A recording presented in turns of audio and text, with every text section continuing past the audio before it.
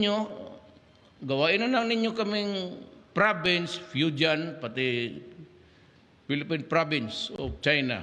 Di wala tayong problema.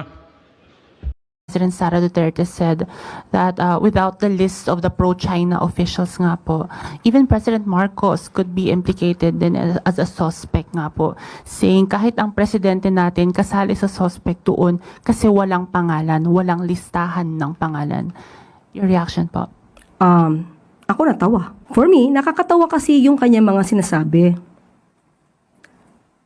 Unang-una, nakita po natin kung paano ipaglaban ng Pangulo ang interes ng bansang Pilipinas at interes ng ating mga kababayan.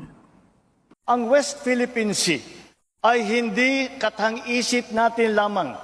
Ito ay atin. Ito ay natin ang kamalayan at kaalaman ng buong bansa at titiyakin na maipapasa natin ito sa kabataan at ating susunod na mga salinlahi. Laws on our maritime zones and archipelagic sea lanes make sure that this intergenerational mandate, this duty, will firmly take root in the hearts and minds of all our people. Sa buong sandatang lakas, sa Coast Guard, sa ating mga mangingisda sa West Philippine Sea.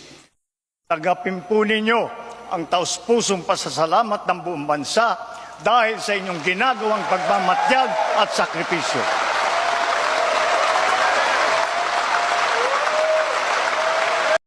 其吉祥、双虎、国家主席习近平、中国主